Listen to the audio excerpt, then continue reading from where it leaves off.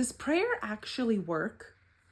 So what are we praying for? Because a lot of the times people treat prayer like a magic spell. They think that if they pray, God's going to answer exactly what they prayed for and they'll have a response within that second. The difference with a believer's prayer is that we are communicating with God. And if we believe that everything happens for our good and His glory, then we know that when we come before Him, we're communicating things to God and we're telling Him, this is what's on my heart, this is what's on my mind, this is what I'm requesting before you. God, your will be done. When you come before God and He doesn't answer a healing, He doesn't answer a question exactly how you wanted Him to, He knows what to do in order to bring not only Himself glory, but bring you goodness. We don't always know why God doesn't answer prayers, but we do know that His will is perfect. We know that all things that He does is for our good and His glory.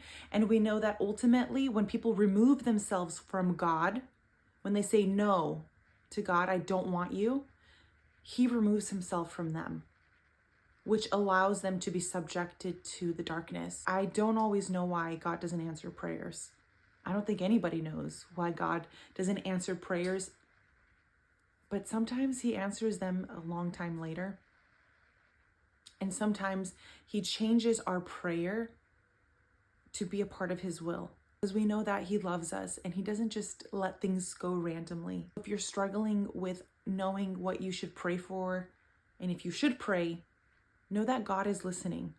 In the book of Malachi, it says that He listened and heard every single word. In the Bible, it says that every single word that you say is written down and taken account and accounted for, and that God will be just on the day of justice and judgment. Prayer is really hard sometimes, but it's worth it because you're communicating with God, and the more you talk to God, the more you spend time with God, the more you'll understand His will, and the more you'll want to do His will, and you'll know what to pray for. Your heart will be at ease when things don't go the way that you want them to go.